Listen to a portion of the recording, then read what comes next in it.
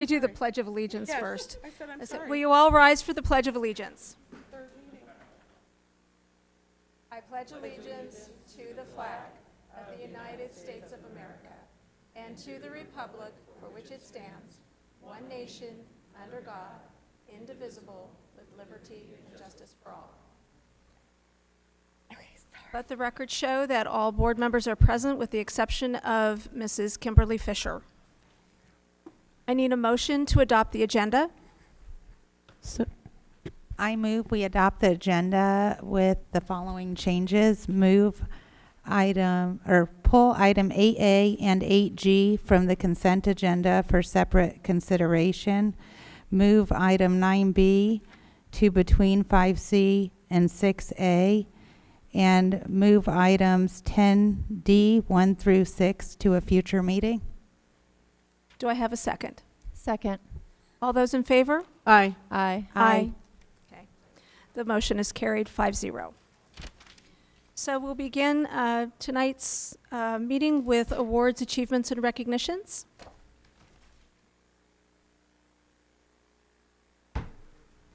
Good evening, members of the Governing Board, Superintendent Weitenheimer, and special guests.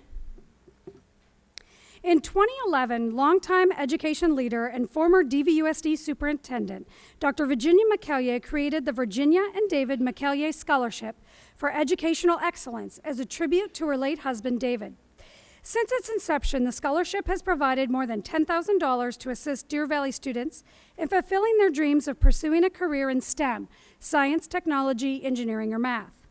Sadly, Dr. McCallier passed away in March of this year, but her legacy lives on through her many educational contributions, including this scholarship. We are so pleased that joining us tonight, representing the McCallier family, are Alex and Leanne McCallier.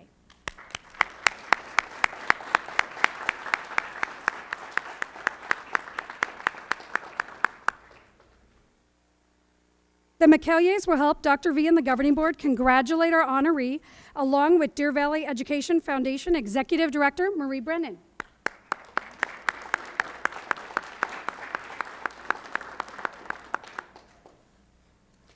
This year's scholarship winner has a unique blend of talents spanning art and science. Kailash Raman is an all-state honor choir member who was selected to sing at his graduation from Sandra Day O'Connor High School. He also organized the first ever district-wide STEM conference this spring and has won numerous science and technology awards. A teacher who nominated him for this scholarship says Kailash is a bright star in the future of our country and the world. He was ranked first in his class based on core academic classes, and he plans to attend Stanford University this fall to study chemical engineering. Congratulations to the recipient of the Virginia and David McCallier Scholarship for Educational Excellence, Kailash Raman.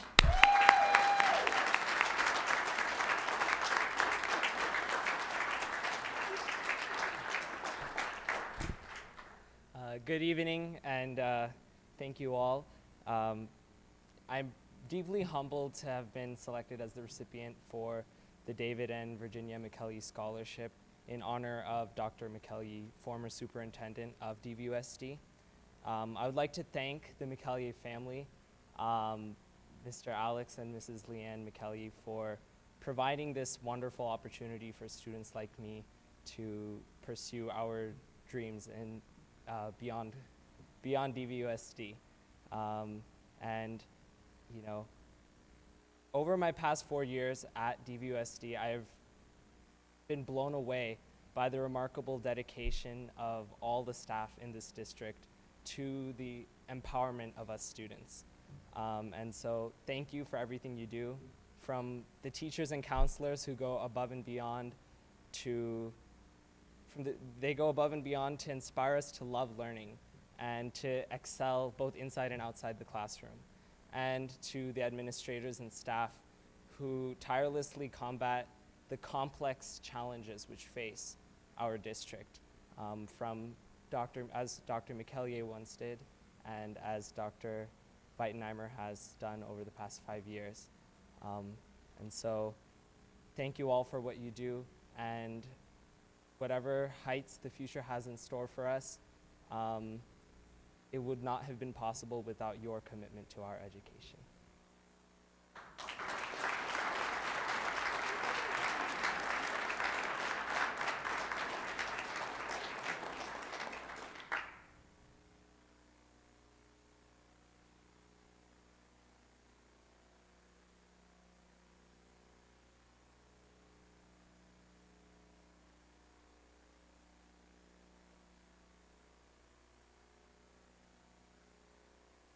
Photo.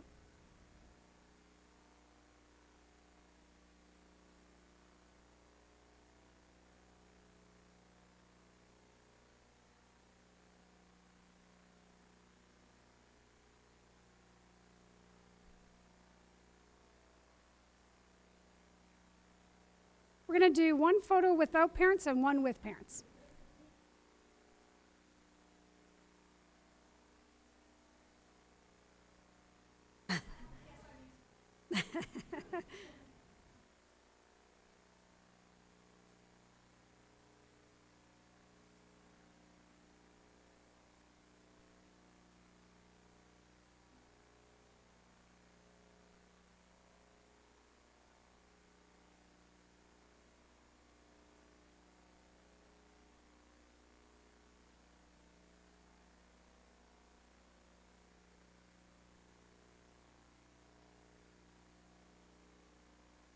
Congratulations.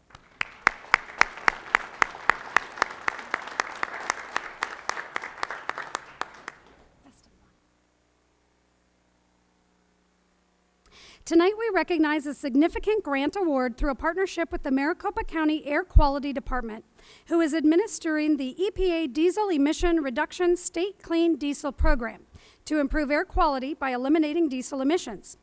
Ernie Mesa, Director of DVUSD Transportation Department, applied for the grant, and DVUSD has been awarded $100,000 to replace 3 high-mileage aging buses with new buses that have a diesel particulate filter.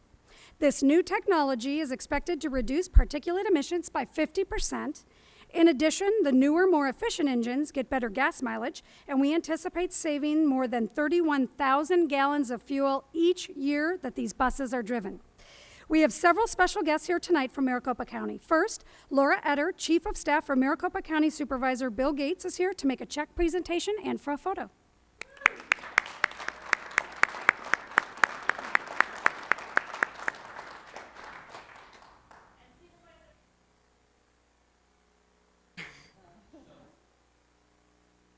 Yeah, we like that check. So,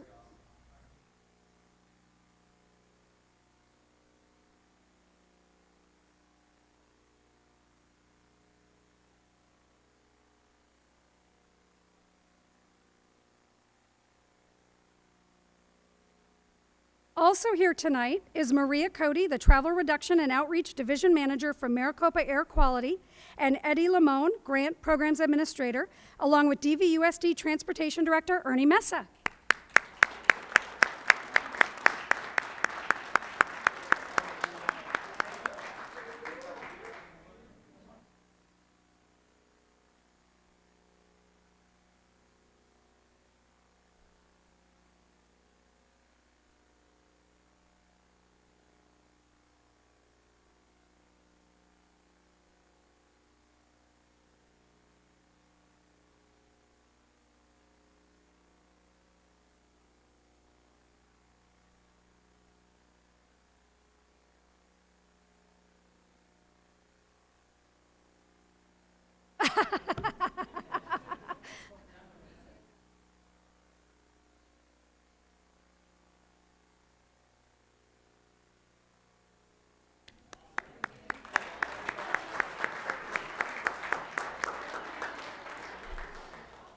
Dr. V, did you make sure to get Laura an extra pin for Supervisor Gates? We want him to wear that proudly. Thank you. The DVUSD Graphics Communications Department has won the 2017 In-Plant Printing and Mail Association Innovation Award. This national award recognizes an organization that has shown creative and innovative ways to improve a process unique to their organization. the DVUSD Graphic Communications was asked to develop an online digital curriculum solution to allow every teacher at all 38 campuses to order math, reading, and science curriculum. An analysis of the first 4 years of the program data shows that Graphic Communications have produced more than 64 million impressions, representing a 1,016% overall increase in curriculum impressions. Several $1 million has been saved by utilizing royalty-free curriculum, which enables our district to forego purchasing of high-priced traditional textbooks, and teacher prep time saved is estimated to be more than 20,000 hours. This is a big win for our graphic communications team, who says they could not have won this award without the support of Dr. Gail Galligan and Mr. Jim Migliorino. They would also like to acknowledge the curriculum departments Kim Edelson, Judith Senta, and Melinda Villalobos for their forward thinking and development of this program. Congratulations to the Graphics Communications Department, Kevin Ahern, Liz Bejarano, Dina Braden, Jean Faken, Monica Matthews-Hoffman, Greg Massoni, and manager Martin James.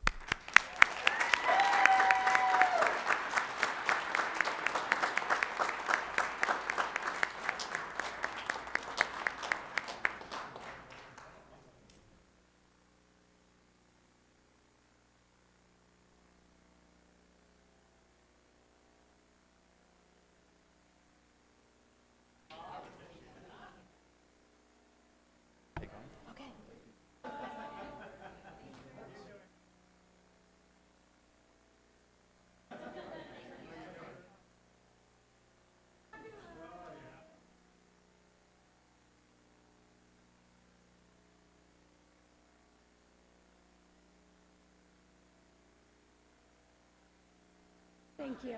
Thank you. It's so nice to meet you.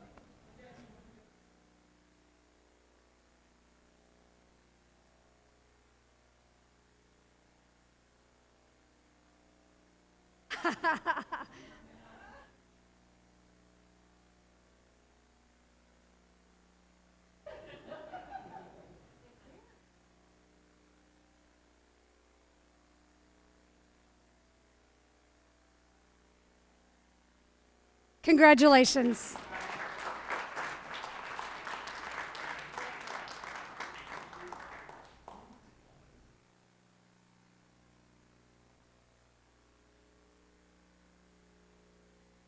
All right, so if you came for awards, achievements, and recognitions, this is your one and only opportunity to flee now. And another round of applause.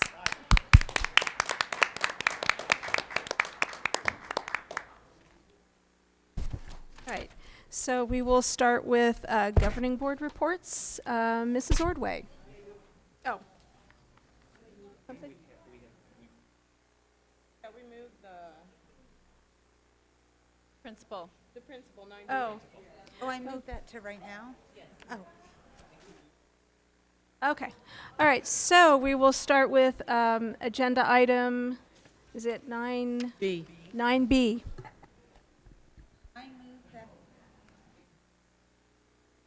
I move that the governing board approve item 9B, the recommendation for principal of Legend Springs, Nicole Basil. Do I have a second? Second. All those in favor? Aye. Aye. Carries 4-0.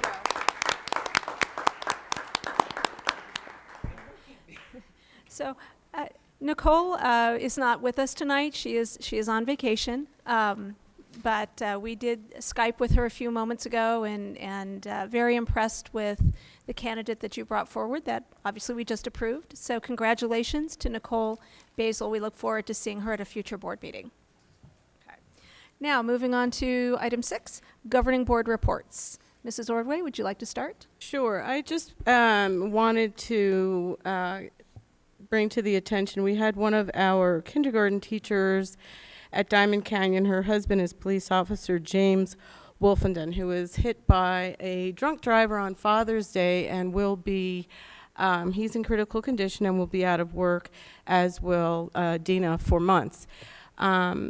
Keep her in your thoughts and the family. They have 2 children that do go to Diamond Canyon, and if you're so inclined, you can go to ucare.com, but one of our own, and she is going to need a lot of help right now. The police academy is taking care of her, but I just wanted to keep them both in our thoughts. On a lighter note, got to go to community garden this morning. That I think we're going to have 5 more community gardens, I think I heard. Or 37 more. The number is going to be lovely. The thought process behind it is the seeds are in a bag. The bag is watered. There's no weeding. There's no nothing. You just watch everything come up, and there's companion plants that are within the packages. So it will give our students in this particular instance, it was Anthem Elementary. It gives the students an opportunity to be amongst nature and integrate that into every subject that they have. Also, I had the opportunity to attend the first annual Summer Tech Fest with Jamie Kasep as one of the speakers. There were plenty of other people that spoke, but what he spoke about was the importance of coding, that it is not something that we might think about. It's something that we need to do. There are approximately 6,000 jobs right now open in the state of Arizona. There's 500 people that are going to school for it. So he wants us to make sure that we think about it. As we know, he does have his coding academy in Phoenix Union High School. I did also have the opportunity to attend a legislative District 1 meeting where Dr. Finch was introduced, and I appreciate everyone being here. If it's your last meeting, please stand up and raise your hand. Michelle Benson, Cheryl Paul, Dr. Weinheimer. Of course I do that to see if there's anyone else leaving that they haven't told me about. Anyway, if it's your first meeting, stand up. Oh, Dr. Finch, are you here?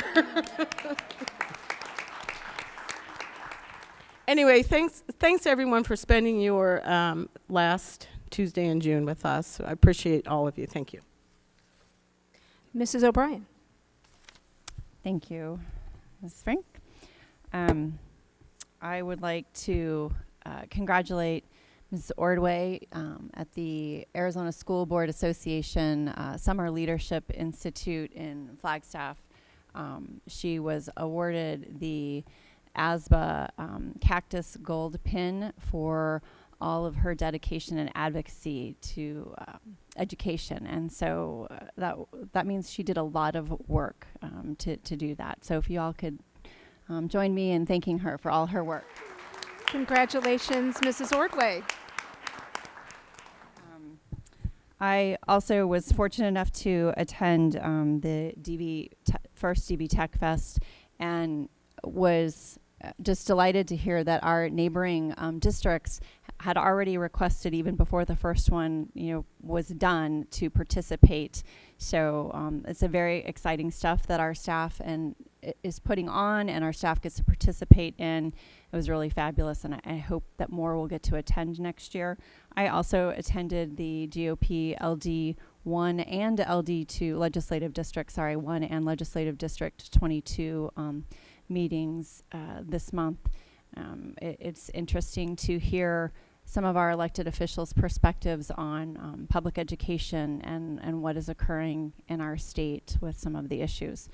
So I will continue to go out there and tell them about the good things going on in Deer Valley Unified School District as well.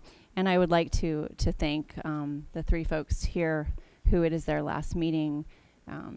Without you, we would not be the Deer Valley we are today. So thank you for all the committees I got to serve on with you and work with you over the last 10 years that I've been in the district, 5 for some of you. So thank you for your service, and best wishes to you and your future.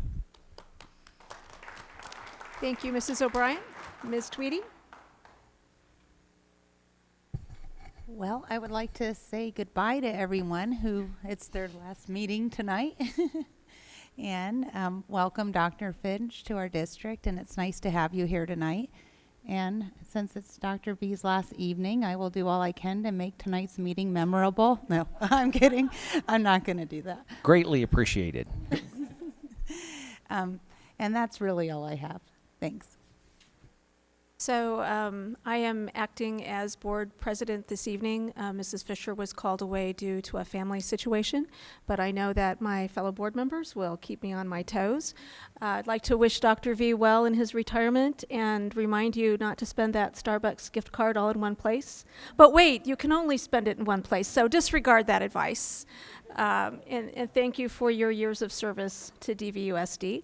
I'd like to welcome Dr. Finch and assure you it's not always this hot. Last week it was hotter. So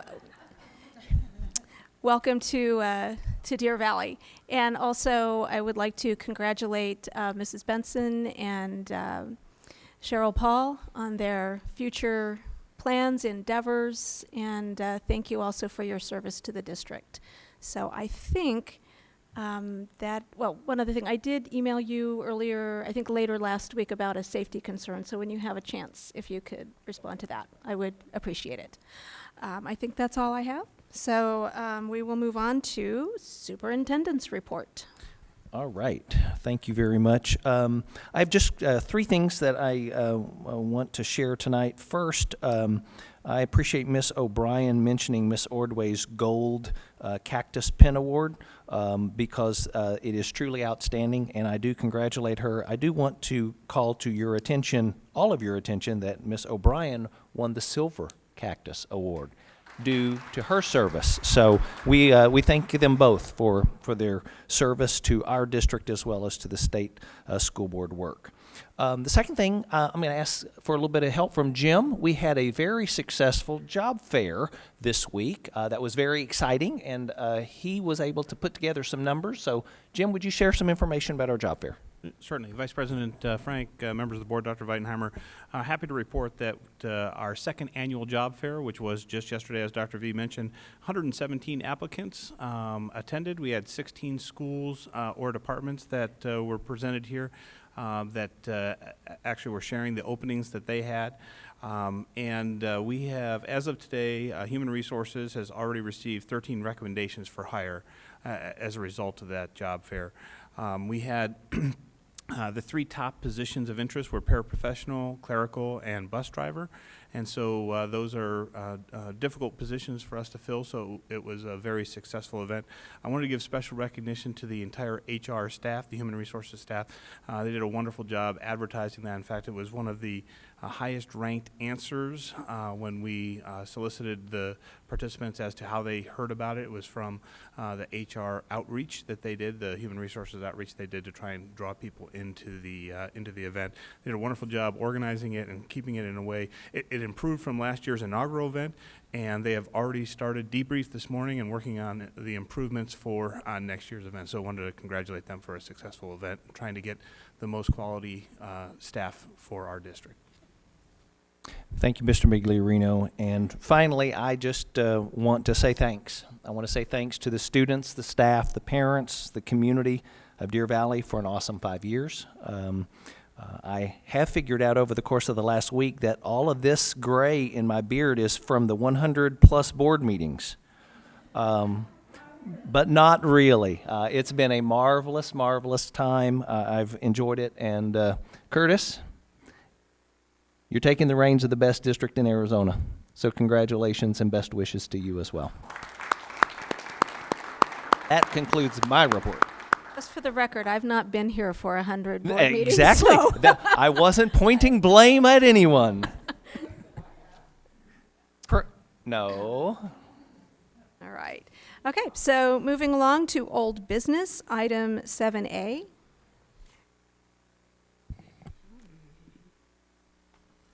I move that the governing board accept the administration's recommendation to approve the classroom site fund for the 17-18 school year. Is there any discussion on this item, or Oh, sorry, we need a second. I told you they'd keep me on my toes. Got you covered. we have a second? Seconded, yeah. Okay. Are we being presented any changes? I'm sorry, no changes. No changes? Okay. So discussion. Got nothing. I don't know. I got nothing. So, Mr. Miglerino, I was looking at the 6 approved uses for this fund, and I was also looking at the carry forward in years past on this fund. And so the 2 things, I guess, that I noticed that I wanted to just kind of bring up is last year, at one point, the idea was brought forward that we would use a portion of these monies for Mandarin, and so that wasn't really an allowable use, so it didn't happen.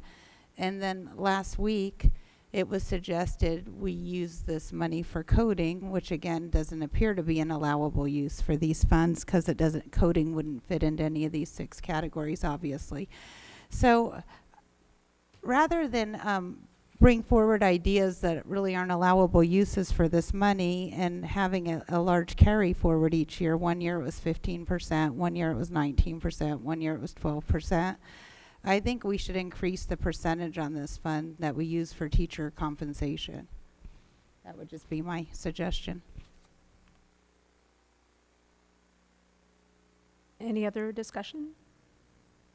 So I actually do have a question. What is the projected carry forward for Fund 13 for next year?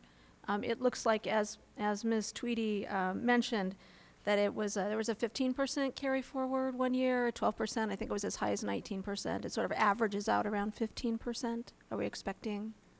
Vice President Frank, the projected carry forward for next year is $825,000. And what? How is that money? Is that money being allocated, or how is that planned to be allocated?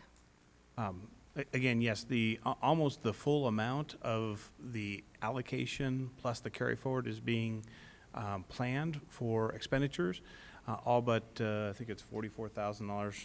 I'm having a hard time reading my own small font. I guess it's finally getting to the better of me. No one feels sorry for you, Mr. Miglerino, on the small No, font. Sorry. Wasn't looking for.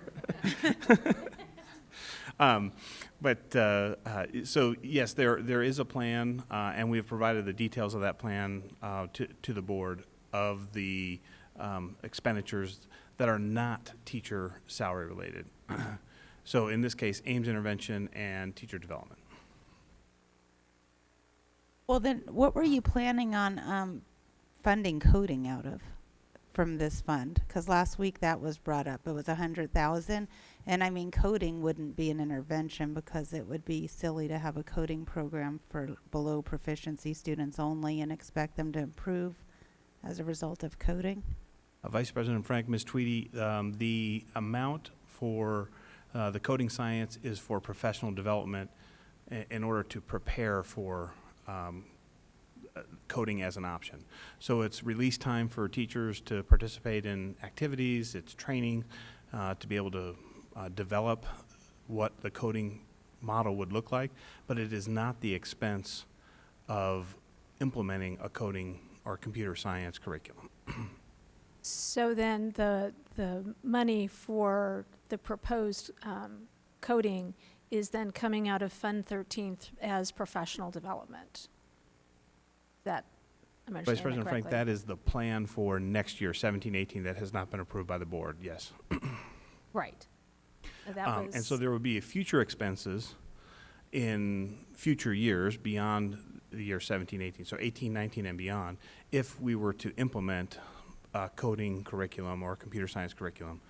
It wouldn't be next year in 17-18, it would be in a future year. So this is just, I'll call this seed money for the planning of this. It is not the cost of implementing the curriculum. and correct me if I'm not understanding this correctly, but I believe that we are being brought more information at the July 11th meeting in terms of the long-term cost of the coding plan, so that we would understand going forward, should we choose to approve this seed money, then we would have a clear understanding of what would be coming out of M&O possibly in future, because there are positions that would need to be hired. Vice President Frank, that is my understanding. Yes, it is scheduled and targeted, especially due to the fact that Dr. Galligan could not be with us this evening. It is planned for the July 11th board meeting. When you presented this last week with the 301 money, it said that the 100 grand was coming out of bond funds and 301 money. You were going to hire people out of bond money? Vice President Frank, Ms. Tweedy, no, there are going to be multiple sources of money to be able to fund the program in future years beyond the 17-18 year. And the bond would be participating in any of the equipment that would be necessary for the coding curriculum. I think the only two funding sources that was listed last week was bond and 301 on the presentation. So I'm trying to figure out what was coming out of 301 and what category. So it is back to this.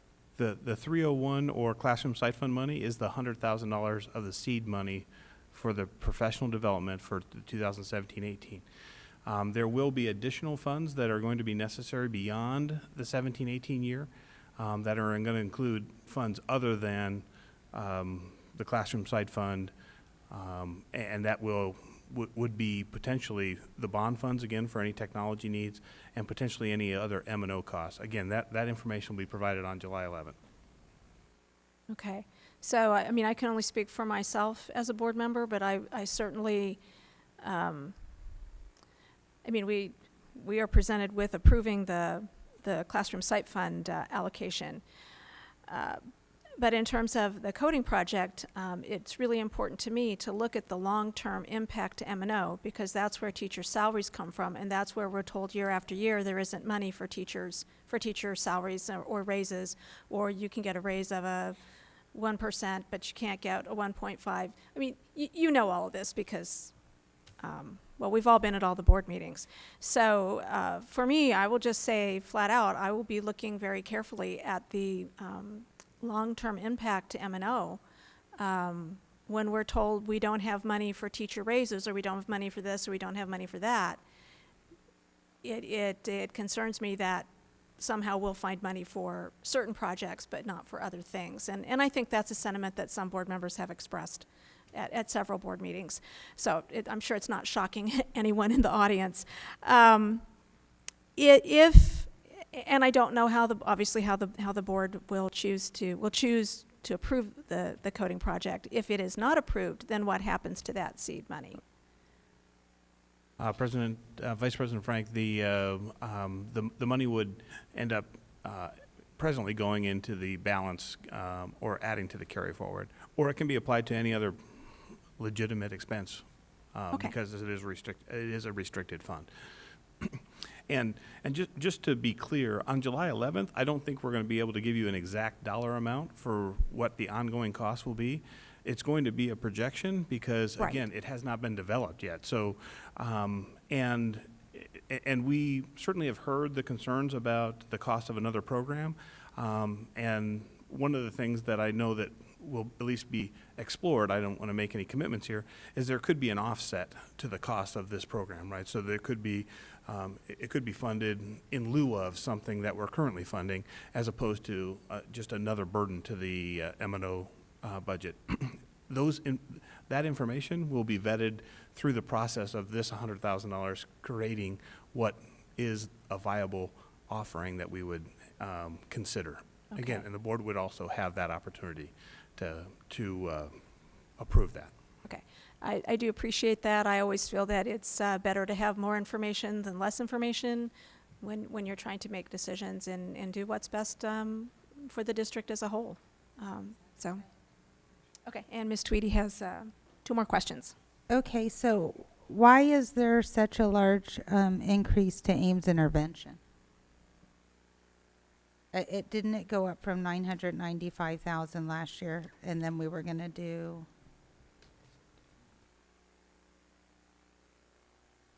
Did Ames intervention increase from last year to this year? Well, we have it here, so. By about $200,000, roughly. Was it just 200,000? Okay, or yeah. 1.2% based on the percentage. Yes, so, the numbers are here. So $1.3 million in the plan, $1.1 million in the current year, and 200, yeah, about Yeah, 200,000. are we adding an intervention this year then?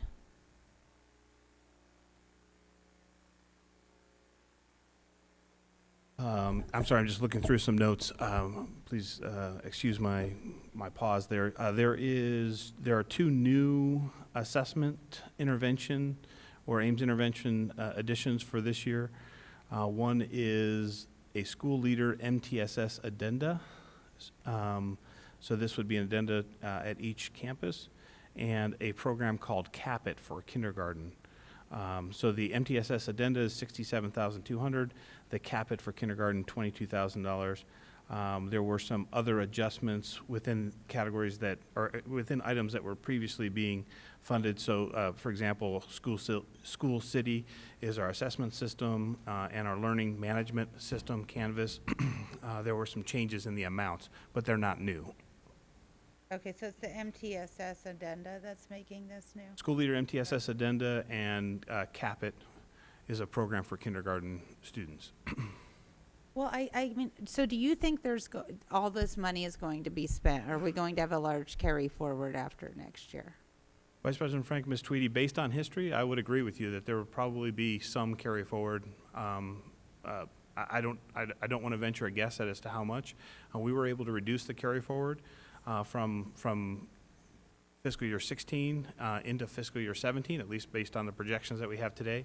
So I would hope that there would be a decrease in that carry forward, but I wouldn't be able to give you a number. It just seems, I mean, what I find upsetting about this is we do have this large carry forward. At the same time, we're telling teachers we can't afford to pay you when this money could be used on teacher compensation.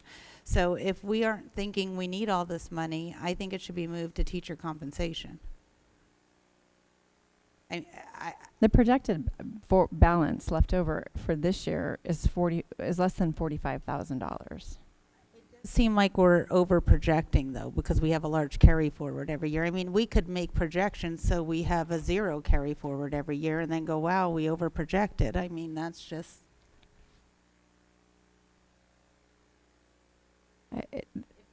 If we have a large carry forward next year, I'm going to be really upset at the budget, during the budget process and during this process, because if there's money out there that could be going to teachers' salaries, it needs to be going to teacher salaries.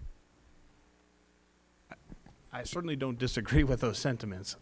This is the information that has been compiled to make up the plan.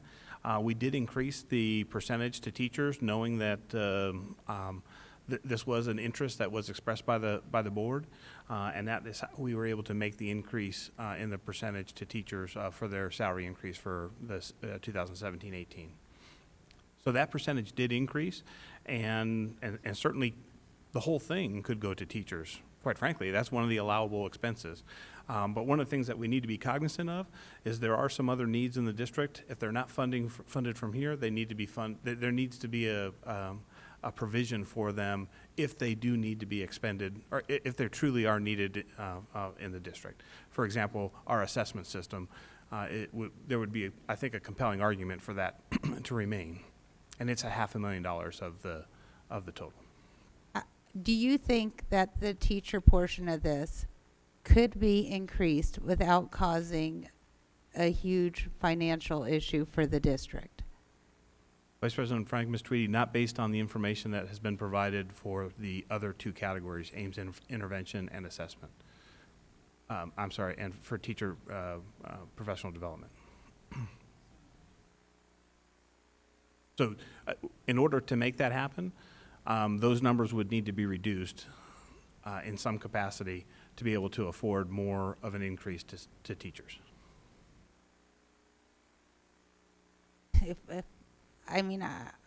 Okay, I mean, if we are over projecting, we're over projecting 15%, 19%, 12%.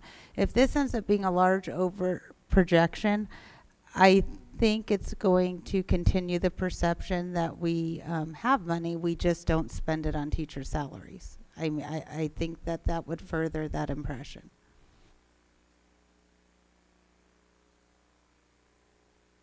I mean, I'm going to trust your expertise here, So I don't know if I just want to have a public record of our conversation, so I see how this turns out next year. But if this could be increased, I want to increase it. If these end up being over projected or ridiculous things get brought forward that don't seem to be necessities, when there are people not getting fair compensations and schools not getting things they need, I am really going to be upset. I mean, upset's going to be an understatement. Vice President Frank, I call the question. Okay, all those in favor? Aye. Aye. Nay. It was 3-1.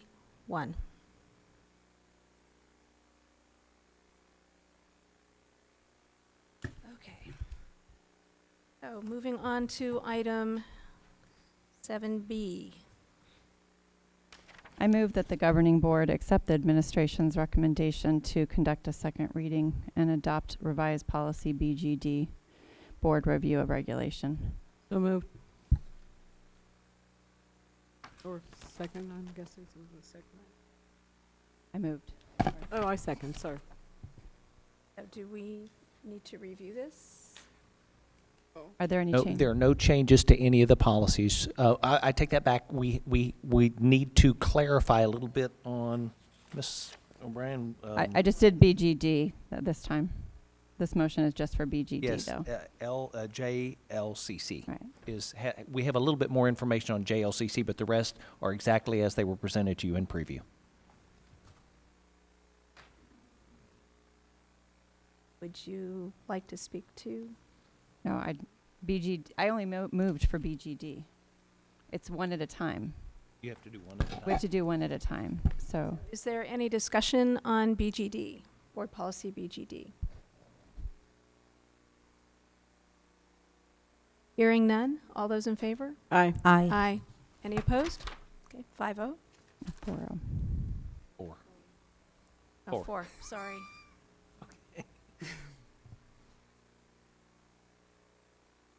I move that the governing board accept the administration's recommendation to conduct a second reading and adopt revised policy DIE, audits/financial monitoring. Second. Any discussion? That is not a good acronym. All right. All those in favor? Aye. Aye. 4-0. I move that the governing board accept the administration's recommendation to conduct a second reading and adopt revised policy DJE, bidding/purchasing procedures. Second. Any discussion? All those in favor? Aye. Aye. Aye. 4-0. Got the math right. Got it. I move that the governing board accept the administration's recommendation to conduct a second reading and adopt revised policy EEAG, student transportation in private vehicles. Second. Any discussion? All those in favor? Aye. Aye. 4-0. I move that the governing board accept the administration's recommendation to conduct a second reading and adopt revised policy EEB, business and personnel transportation services. Second. Any discussion?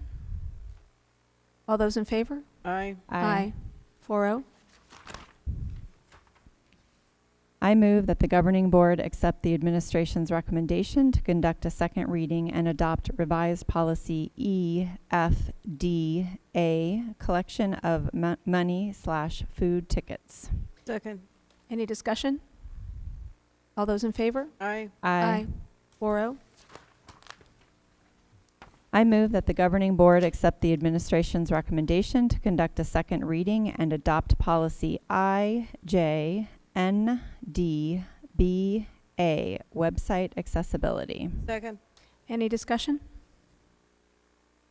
All those in favor? Aye. 4-0. I move that the governing board accept the administration's recommendation to conduct a second reading and adopt revised policy JFABD, admission of homeless students. Second. Any discussion? Hearing none, all those in favor? Aye. 4-0. I move that the governing board accept the administration's recommendation to conduct a second reading and adopt revised policy JFB, open enrollment. Second. Any discussion? Nope. Hearing none, all those in favor? Aye. Aye. 4-0. I move that the governing board accept the administration's recommendation to conduct a second reading and adopt a revised policy JL, student wellness. Second. Any discussion? Hearing none, all those in favor? Aye. 4-0. I move that the governing board accept the administration's recommendation to conduct a second reading and adopt revised policy JLCC, communicable infectious diseases. Second. Any discussion? I had just one question. We have to do this, right? I mean, we have to, because of the new policy, we have to have this be our policy on this. We don't have to. This is the policy that's recommended to you by ASBA. So the questions that came related to this, we had to have our lead nurse begin to respond. We provided some of those responses, and I think we probably will have to follow this up with a regulation that more specifically specifies to our staff and to our parents how we will handle some certain circumstances related to this particular policy. It's not a big deal. We do it all the time with regulations, but probably more clarification is going to be needed for direction on this one. Do we have to allow students who have lice in their hair to attend school You as don't long as have they've to. been You don't treated? have to do anything that you don't want to do in your policy. What you are reviewing is what is recommended and has been reviewed by council as appropriate and legal. I would like to stick with our old policy if that's legal. I mean, that's just me. I initiated the questions that are being referred to because a pediculocide, I hope that's how you pronounce it correctly, and if you're not, it's a chemical. My concern was just that parents would continue to have the right not to treat their children with that product, and still have regulations adopted by this board or put in the AMG that would allow us to have a process by which parents who do not have or who choose not to treat their children with this chemical be allowed back into the classroom at some point. At what point would would that child be let back in? Because when I did my reading on this product, it's not a product I would use on my children. So that's why the questions came. I don't. If other parents choose to, I don't have a problem with us passing this policy as long as we have a process in place for parents who choose not to do this policy. Do you wish to amend the motion? I don't. But I was trying to explain my questions and the information that y'all received. So. Well, I think technically you can go back to school as long as you've treated yourself, even if you have lice, right? Yes. I don't think people with lice should be in the classroom infecting other students. I mean, that's just my thought. Treat it. It's. I love talking about head lice. We're talking about the nurse's protocol basically for the application of treatment and nits basically. So if we aren't comfortable with this policy until an AMG or a reg has been written, I suggest that you don't adopt this policy until it can all be looked at together. That's one option. The other option is to do a side-by-side and see if the other one, the old one, you like it better. Because the only thing that this one does for you is it clears the ASBA hurdle, it clears their legal review and what they would consider to be best practice, and it holds the copyright for ASBA. So your policy would look like anybody else's policy in the state of Arizona that accepts their recommendation for the handling of this issue. That's the only thing. So You have plenty policies that are your own, and you have plenty policies that are recommended and you have adopted directly from ASBA. You probably did 8 of them like that just tonight. I can tell you I started wearing buns to work after this was adopted. And I was thinking of going with the hairnet too by the end of the year. So would you Uh, like to amend? Would you motion? like to table the motion until we can see regulations? I just am telling you that we're going to have some help from our nursing group in order to do that. The information that you received came from them. Gail put that together, but you can see how complicated that is, and the provisions that would be required or expected from this board. We may also want to consult County Public Health. Certainly I know could. they have a lot of information. I sat through a seminar on that. So do I have a motion to table? I move to table this item until a later date when we can have the regulations. to Do I look have at. a second? Second. All those in favor? Aye. Aye. 4-0. Thank you. Well, that woke everybody up. All right, moving on. I move that the governing board accept the administration's recommendation to conduct a second reading and adopt revised policy JR, student records. Any discussion? Second. Oh, sorry. Any discussion now? Hearing none. All those in favor? Aye. Aye. Aye. Aye. 4-0. I move that the governing board accept the administration's recommendation to conduct a second reading and adopt revised policy JRR, student surveys. Second. Any discussion? Okay. Hearing none. All those in favor? Aye. Aye. Aye. The motion passes 4-0. Okay, moving on to the consent agenda, and I believe we had some requests to consider some items separately, so we will start with item 8A. Mrs. Ordway, you requested to have. I move that the governing board approve the minutes for the special and regular governing board meetings on June 13th, 2017. Second. Typically, Ms. Frank, typically what would happen would be you would run through the consent agenda with the items that have not been pulled, and you would get the board to adopt those, and then you would, the others would become just regular action items. So you might want to, Okay, I withdraw that motion. I think you would want to go with B, C, D, E, F, and H, and get the board to adopt those, and then deal with A and G, the two that have been pulled. All right, so I need a motion. I move that the governing board accept the administration's recommendation to approve consent agenda items 8B through 8F and 8H. Second. Any discussion on those Oh. items? Oh. All those in favor? Aye. Aye. Motion carries 4-0. Okay, so we will move then to item 8A. And I need a motion. I move that the governing board approve the minutes for the special and regular governing board meetings on June 13th, 2017. Second. Any discussion? Yes. You were waiting for me to ask, weren't Yes, you? I was, because I'm trying not to be so fast. I have a suggestion with minutes, because when we have our board reports, I find it to be very difficult for our board secretary and/or our executive assistant to decide what words to use when describing what our thoughts are. So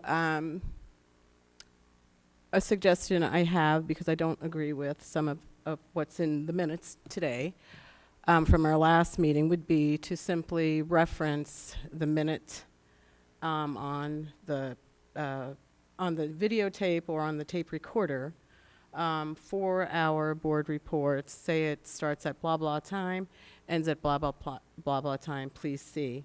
Because in nothing, there is no action that's taken in our board reports. So instead of subjecting our hourly employee to be subjective or objective with what we say at those board reports, I would rather it just be our words that are referenced. So then your objective is to simplify the workload on the employee as well as just simplify the notes in general. Absolutely, and have a truer picture, because those would be our own words that we're speaking.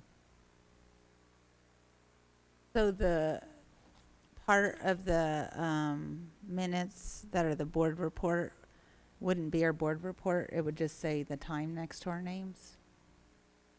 Well, it would say board report and it would say the time.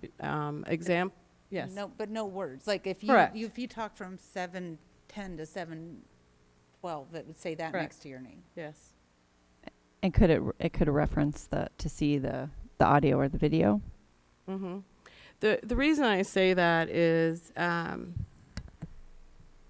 during our board reports, sometimes we talk about things that perhaps some agree with, some don't agree with, and in order for Ms. Redding to capture that, she needs to be some kind of a magician to decide the wording. As the minutes I'm referencing this time would be for our board reports at the regular meeting, June 13th.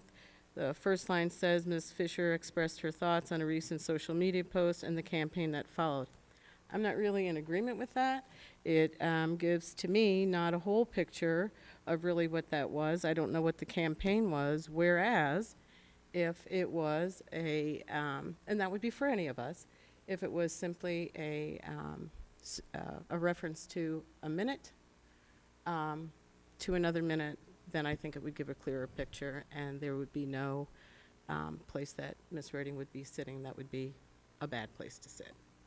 So you're just suggesting she say to listen to the report. Right. It can be, okay. Because sometimes next to we each say person's see name. attachment or whatever, just so she doesn't have to make our words, do our words for us. Well, the information is available online. Anyone can go Right. watch the video. I mean, personally, the line that you referenced seems fairly factual and straightforward to me. It wasn't everything that was expressed in that board report, but I don't personally have a problem with that, but I also don't have a problem reducing an employee's workload. Right, exactly. So I would move that we table the minutes until the next meeting so that we can incorporate that change. Acceptable, or are we approving these? I guess nobody seconded, so. Going to at the time. So I- it's, If the minutes are, if they're not acceptable, obviously, to you personally, you would vote against them. If you are in agreement with them, you would vote for them. But if there is uniform consensus about a change in the process so that the minutes are reflected by your words when you say them on the tape, I can assure you that would save this lady a lot of time, because it takes two of us to do that. She does all the heavy lifting, and then I try to do it, or Dr. Finch would have to try to guess whether we've got it right or and no one wants to live through a board meeting twice. no. Or 3 Yeah. or 4 times. Thank you. So we could certainly, I think, have a vote on this one if you wanted to do it that way, and then provide direction to Ms. Redding about the way we want to see the minutes from this meeting for your approval on the July 11th board So you meeting. would suggest we take, I apologize, Mrs. Frank. Sorry? I apologize, I interrupted you. So then, perhaps from a workload standpoint, the easiest thing to do would be to approve the minutes, so we're not asking Ms. Redding to go back and redo minutes. And then we would need to, going forward, is that a policy we would need to vote on, or just we're, as a board, providing direction? If you could clarify that for me, I'd appreciate it. I think you're just providing direction on what it is that you would like as a part of this, and they will either be approved or not approved by you on July the 11th. So if you don't like what you see, or if you change your mind between now and then, and they don't get approved, then she goes back, listens to the tape, and tries to transcribe it as best she can. So shall we vote on the minutes as presented to us tonight? Yeah, we can go I ahead. I need to withdraw the motion to table, because we had a Okay. motion and a second, so I'll withdraw that. So then the motion on the table is to approve the minutes from the last board meeting and special governing board meeting Mhm. as written. And we have a second for that, so I'll call the vote. All those in favor? Aye. Aye. Nay. Nay. Okay. They fail. The minutes fail, and so they will be back on the agenda for approval on July the 11th, and they will come back in a different format. So then, are we all comfortable with giving the direction that Mrs. Ordway suggested, that from here on out, the minutes on the board reports will simply reflect the time that the speaker began to speak and then ceased speaking, rather than a transcription? And then we'll also reference the video, The audio and the video. audio and video Yes. that the public may view. That's what you would Right, when see they in have that insomnia. space instead So, of the narrative. Okay, so is that, we're all in agreement? It's agreeable to me. Yes, yes, thank you. Okay, Right. so, Ms. Redding, that is your direction, and I think then, She says thank you. you're very welcome. And you're very welcome. All right, so we will move on to item 8G. I move that the governing board accept the administration's recommendation to approve the Attorney General consent judgment. Second? All right, so any other discussion other than mine, since I'm the one who requested to pull this? Well, we don't know yet. I'll start.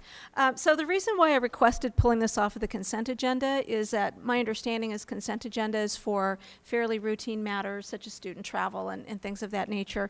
And this seemed to be not a routine matter. Hope not. Yeah, we hope not. So it is approving the Attorney General consent judgment. And Mr. Miglierino, if you could provide a little background information for the public on this situation. Certainly. Thank you, Vice President Frank, members of the board, Dr. Weidenheimer. So this consent judgment stems back from a purchase of band uniforms at two of our high schools, Sandra Day O'Connor High School and Boulder Creek High School, that happened in the year 2014. There was an anonymous inquiry that was made as a result of a social media posting. We followed up on that anonymous inquiry, and we actually excluded some of the members in a solicitation to select a vendor to provide the band uniforms as a result of that newfound information. We continued with the solicitation and did make an award to two different vendors, one for each of the two high schools. And after the award was made, there was no protest filed during the solicitation process. But at the conclusion of the award, there was an inquiry that we received from the Attorney General that they were going to investigate the solicitation. We have not. We have been in discussions with them since. So for a number of years, trying to bring some conclusion to this matter. It is safe to say that we don't agree with each other. And so what is being suggested is this consent judgment in which we would provide for a number of things. I'll try and summarize them here. $2,500 to the fraud fund, the Attorney General Fraud Fund. A continuing training for the next 2 years, 2 trainings per year for the next 2 years for any of individuals that would be involved in a competitive procurement process, and an ongoing cooperation with the Attorney General with any further investigations. There's some other things that are in the consent judgment that we're already bound to do, like following the procurement code. They believe, at the crux of this is they believe that we did not provide enough competition for vendors to provide information or responses to the solicitation for the band uniforms. We believe that we did, and we believe, in fact, that other solicitations provided similar information. One of the tenets of their argument is that we did not provide the design of the band uniforms in the solicitation. We contend that any cooperative contract also does not include any of the designs because it's a cooperative agreement that's going to be used by many of the members of that cooperative. And they believe that that was a limiting factor in allowing for competition, even though we received multiple responses. So this is the way to bring closure to this matter that has been an ongoing matter for, in my opinion, too long. And I think it provides that in the most impactful way, in a positive way. The trainings we could certainly benefit from, and not having any ongoing legal expenses related to this would also benefit the district. And I'd be happy to answer any of the questions the board might have. So if I'm understanding this correctly, there were vendors who were excluded because of something they posted on social media? Or you said something about social media posts. Vice President Frank, there was a social media post early in the process when we thought we were going to use a cooperative contract initially. We later learned that the cooperative contract that we intended to use was actually expired. It just happened to be a coincidence. It was in the same month that we were making some of these decisions. So we had to issue a solicitation. And admittedly, we've talked to the Attorney General about this hastily, because this is late in the year, end of November, December. It takes about 6 weeks to, to start a solicitation, get to the point where it can get in front of the board for approval, and it takes several months to actually create or manufacture the uniforms. So we were on a tight time frame, but we did honor all the time frames. There was a social media post that happened early in the process, and as a result of that, that's when we received an anonymous inquiry that we investigated ourselves and changed what we were doing with the solicitation. Specifically, we excluded some people from the review of the responses as they were returned to us. Okay, thank you for clarifying that. Other questions or, yes? And just a clarifying, I thought I read in the consent judgment. So if anybody had any questions on this, then the administrative office would make it available for the public if anybody wanted to see the consent judgment. Was that in the consent judgment? Vice President Frank, Ms. Tweedy, yes. One of the provisions is that the consent judgment does need to be made publicly available. So the district is not, you're not in agreement with the Attorney General's findings, but we are agreeing to this settlement to close the matter. That is correct. Okay, people not agreeing in court. That's usually family court, but whatever. Well, we're all a family. Okay. I have no further questions, comments. Anyone? Nope. No further discussion? All those in favor? Aye. Aye. All right. The motion carries 4-0. I move that the governing board accept the administration's recommendation to approve the human resources changes.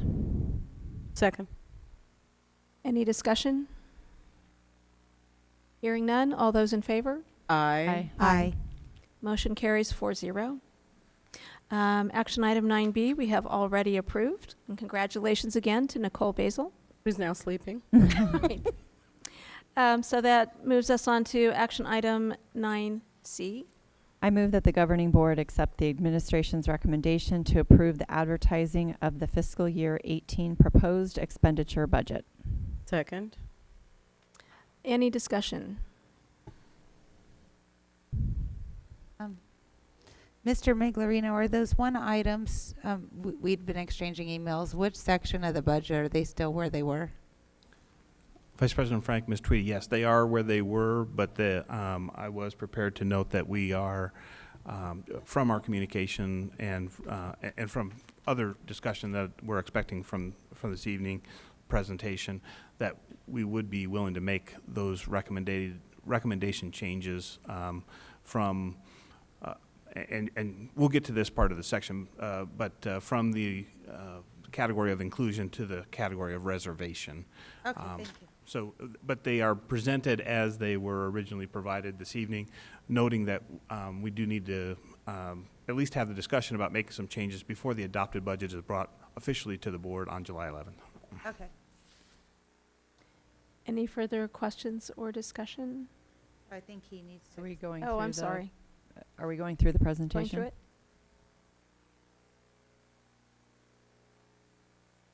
Okay, I'm sorry. Again, just a kind of just an overview about the budget process. So there's been a lot of input. So the budget process didn't just start a week ago and show up here this evening. It's been an ongoing iterative process to develop what you see today. And the proposed budget, again, provides the limit for us. We cannot exceed the proposed budget when we adopt the budget on July 11th. But there can be changes between the proposed and the adopted budget. Again, the budget does officially have to be approved by the board before July 15th of each year per statutory requirements. There were three financial priorities that we hope to have addressed with this budget. So a salary increase for all employees, maintaining a limited capital funding, and managing our structural deficit, which is these financial priorities have withstood several years of being key issues that we are trying to address with the development of our budget. So the M&O override continues at 15%. This will be our second year of that increase thanks to the voters. There's a 1.3% inflationary increase added to M&O. There's current year funding provision, so we are projecting a 1% reduction in students. We hope we're wrong with that, and since we will be on current year funding, that would provide additional resources to us, but it would likely also provide the need for additional staffing to accommodate the students. TEI went up slightly, but because we're reducing in students, it still had a negative impact on the total available resources that we had. The proposed budget does include the teacher-specific legislative pay at 1.06%. We'll talk about that in just a future slide here. Includes a $1.4 million in results-based funding. That is a projection based on the previous year results, and so that will be subject to change and will likely, as that information becomes available with the test results being unembargoed, then there will be the opportunity for us to revise our budget to the actual number for that results-based funding. And M&O carry forward is projected at $1.28 million at the present time. So staffing, again, based on student enrollment decreasing by 1%. We kept the class load numbers the same. District additional assistance was cut by, and I always like to say at least 85.5%. I say at least because it's initially cut based on the information that's available to us, and then as it gets recalculated, because districts of 1,000 students or less do not participate in the cut. Districts that are over 1,000 students have to make up the difference for everybody that qualifies that doesn't participate in that cut. So that amount has grown every year that the district additional assistance cut has been in place. Continued use of our cash accounts. We did increase some of these amounts looking year over year, but that was largely due to the fact that the MIPS money is projected to be greater, and so we did include that as part of the budget process. We did include $500,000 worth of community education cash in this plan as well. So the net result is the budget limit, the general budget limit, decreases from $200.2 million to $199.8 million. And again, that is the general budget limit.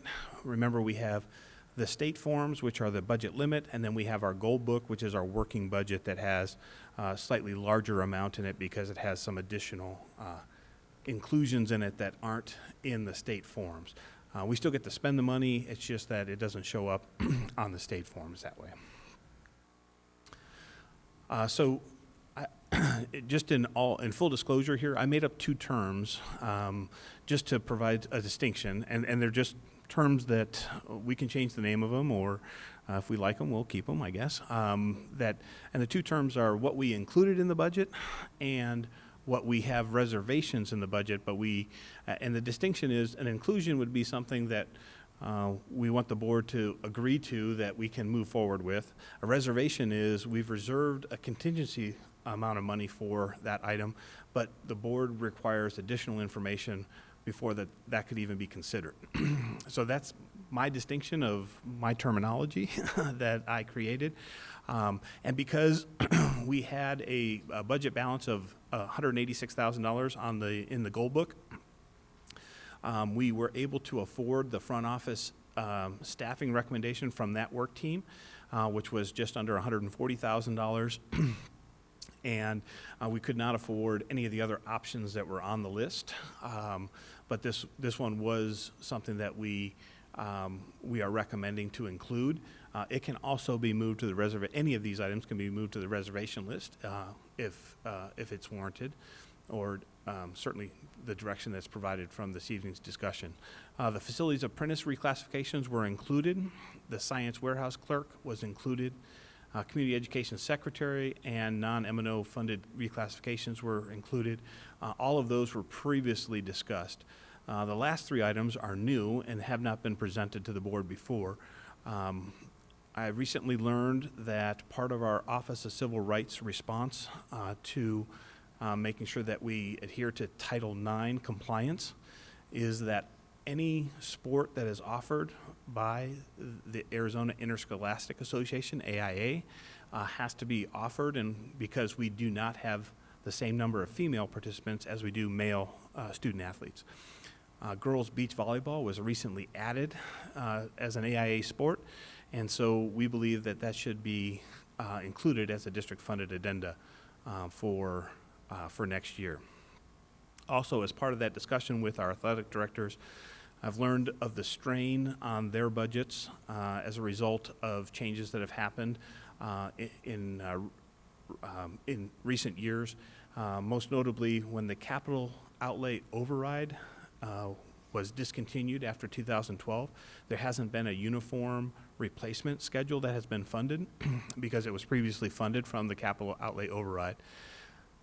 They made a request for a larger sum of money than this, but we agreed that this would at least be of help to them, at least initially. So this is a one-time capital allocation of $10,000 for each high school and $1,000 for each school that has a 7th and 8th grade at it. Not saying that we won't have a capital need for athletics moving beyond the 2017-18 year, but that we want to develop a comprehensive plan, and this money would give them at least the opportunity to bridge the time between now and when that comprehensive plan for supporting our athletic programs can be developed. And then the third and final thing is an adjacent ways estimate for the Arrowhead Modernization Project of $400,000. Because there are adjacent ways involved, this requires the school facilities board to ultimately approve this. The design has not happened, so it is a projection. We believe that those dollars are specifically assigned to improving the ingress and egress of that campus that is on two major thoroughfares, Union Hills and 75th Avenue, and the vehicular circulation on that campus could be improved as a result of feedback that we received from the school staff, and that's just a preliminary response that they have provided to us. So those are the things that we would like to bake into the budget. I'll pause here so that we can at least have some discussion to see if any of those need to be moved from the inclusion section. All right, any discussion? I have a question. Mrs. Ordway. Jim, thank you for putting together with your many partners that help you with this. The $67,000 in athletic program capital needs, would you have any specifics what that means? Is this uniforms? Is it equipment? Or? Yeah, Vice President Frank, Ms. Ordway, I think the initial discussion was this was going to be for a uniform replacement schedule, and I think that the athletic directors at their individual schools are going to know where their needs might be. They may have utilized another opportunity, a booster club or something to replace some uniforms, so maybe it might not be the most pressing need, but absent having just carte blanche, there's already been a request to have the schools provide a plan for how they want to use the money. Again, this is a one-time commitment that we're making so that we can develop a comprehensive plan to bring back to the governing board to say this is what the cost will be ongoing.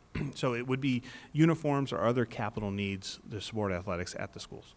Okay, so minus the 7th and 8th grade, but when you look at the high schools, and I know not all the high schools bring in the same gate receipts, obviously, but within the cash accounts that sit at our campuses, especially the high school campuses, is this something, sometimes I don't understand why we sit at the same balances on our cash accounts, especially at the high schools, and are we not able to take some of that money and put it into the athletics? The answer to that question is yes, some of those cash funds could be used for athletics. Not all of them, but that's why we want to come up with a comprehensive plan because there are other revenue sources that our athletic programs can be supported by. Tax credit donation comes to mind, but since we imposed a participation fee of recent, that money is included in the budget on the cash side to offset our M&O costs, but it also has decreased the amount of money that the schools receive because that money is going to support the district costs of supporting athletics. Right, because I know that whichever the high schools are that don't have the gate receipts that others do, that sometimes equal doesn't mean equality. So I don't know that, and I don't know what your plan is yet, but perhaps divvying that money up in 5 different ways or however many different ways may not be necessarily equitable because there are some schools that, you know, that are a little bit lower. So that's just my thoughts on that right now. And to that point, that's what the comprehensive plan would be. So the comprehensive plan won't be for the capital needs of the sports program. It'll be a comprehensive plan that'll include all of the needs of supporting the programs and where multiple revenue sources could help support that. That is what we've envisioned in providing that for all 23 pending, maybe 24 sports if you add beach volleyball. Okay, thank you. Ms. Tweedy? I wanted to request that we move the community ed secretary and the non-M&O funded reclassifications to reservations off the inclusion list. Discussion? There's more information I would want on that. I don't totally understand the reclassifications. I do think some of those positions were reclassified last year. I think Ms. Fisher asked for a justification for the additional secretary, and I guess I would also add to that. I would want to know why addressing community ed staffing needs is more important than addressing some of the school staffing needs that we're not addressing this year. So I guess I'd want to know that. I have a question to her point, to that point. Ms. O'Brien? Isn't Mr. Miglerino, the funding for the community education secretary, it says it's from non-M&O funding, so is that not being paid from the community education funds that they earn through their programming? Vice President Frank, Ms. O'Brien, yes, that is what's being proposed. And if I recall correctly from I believe it was the last meeting when we discussed this, I recall that Mrs. Fisher thought that there had already been an education or a secretary provided to this department last year, and we had determined that that was not the case. I'm sorry, could you verify that we did not hire one last year? That is correct. Okay. Classifications was reclassified last year. I went back and looked. And that's okay. I was specifically speaking to the community education secretary being moved to the reservation list. That's not, can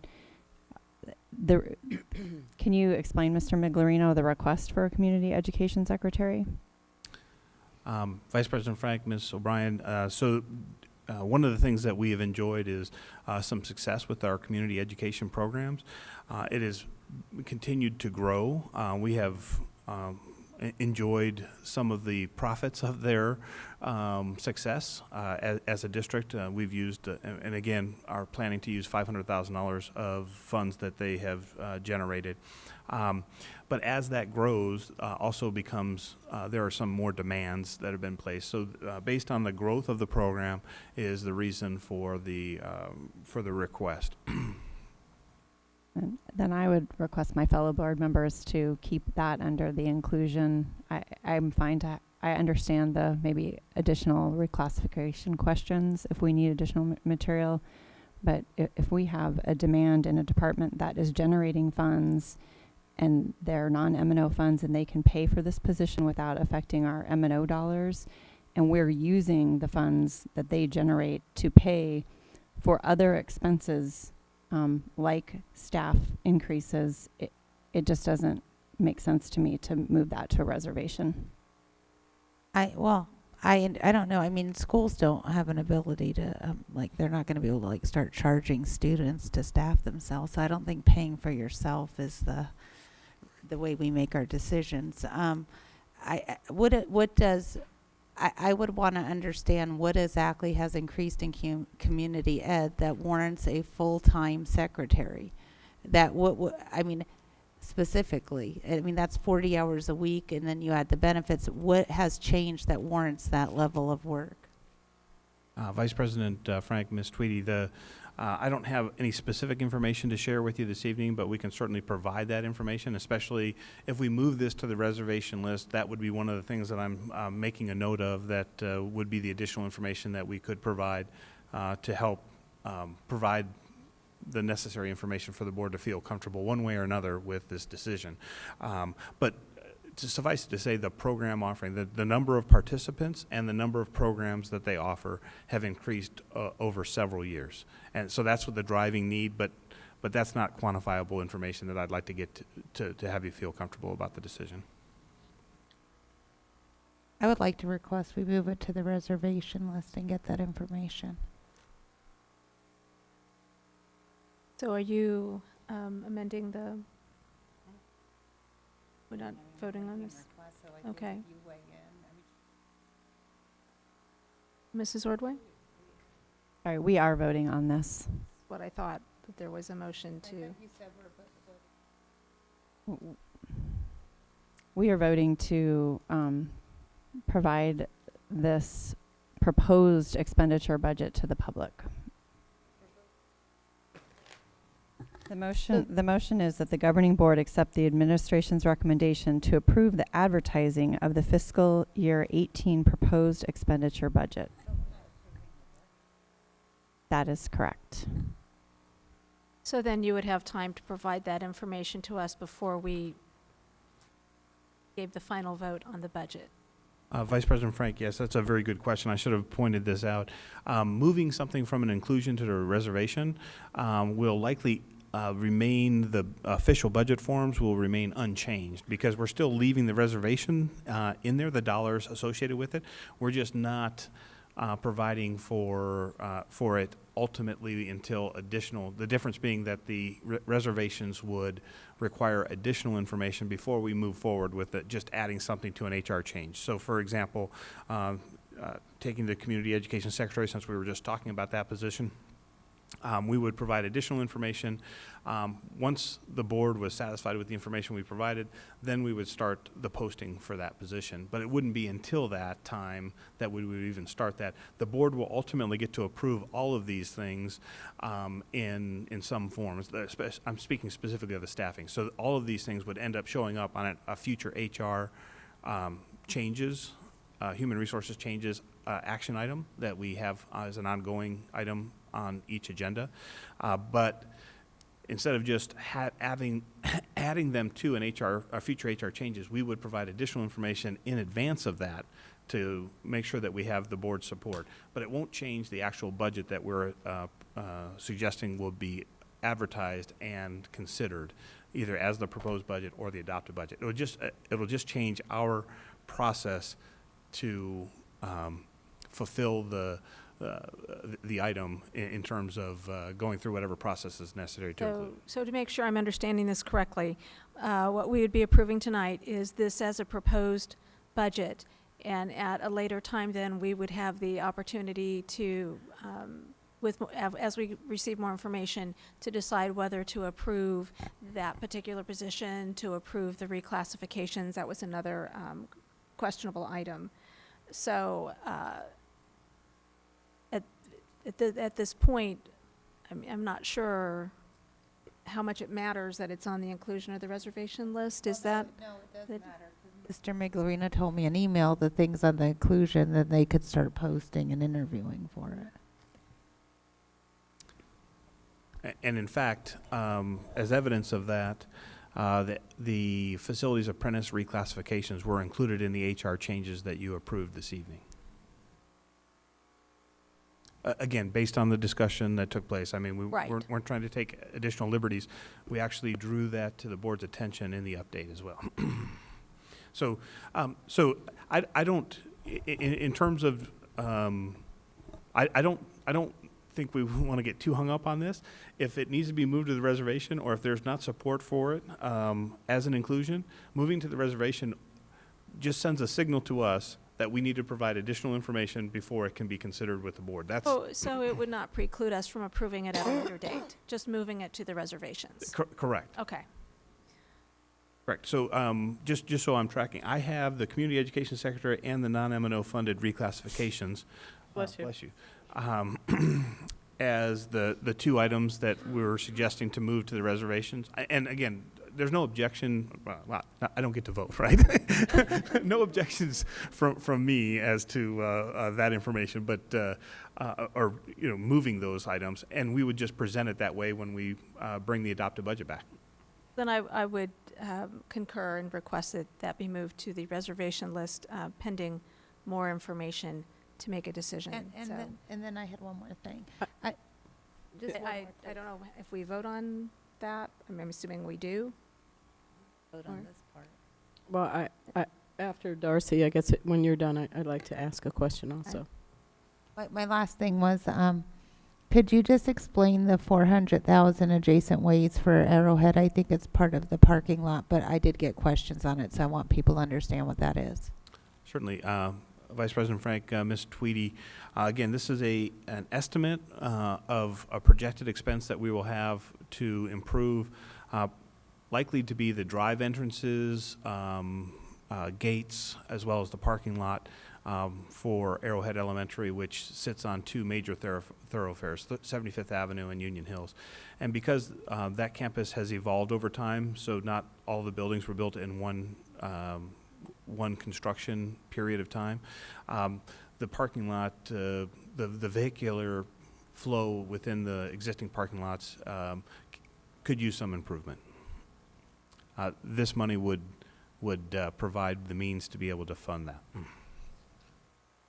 And Mrs. Ordway, I believe you had a question? Yes. Comment? Going back to the community ed secretary, if it is moved to reservation, how long then does that take to post? How much longer would we wait to post that? Because I know that we would have the opportunity not to approve something if it wasn't in the inclusion, but how long will it take to post? Vice President Frank, Ms. Ordway, so it won't change the amount of time it takes to post. It would take the amount of time that we would be able to make a decision. The earliest opportunity would be July 11th, which is the next opportunity that we would have as a board to revisit an item collectively in a board setting. If it were not to be decided on July 11th, it would be the first meeting in August. And forgive me, I don't know what that date is. Right, but July 11th would not be one. If we decided, if it went to reservation, then it went to inclusion, then we decided that you could post for it, then the earliest would be July 11th, because now if it sits in reservation, it just sits there and it can't be posted, correct? If it were to move to the reservation list, it would require additional information to be provided to the board and a decision to move it from the reservation to to be included. So that would require a board meeting to make that decision. Okay. Thank you.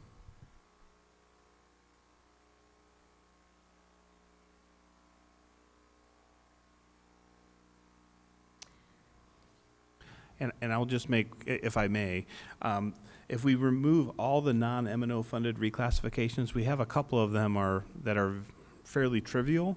I think the cost is $130 to correct an issue that we have in our food nutrition food nutrition department. I'm sorry.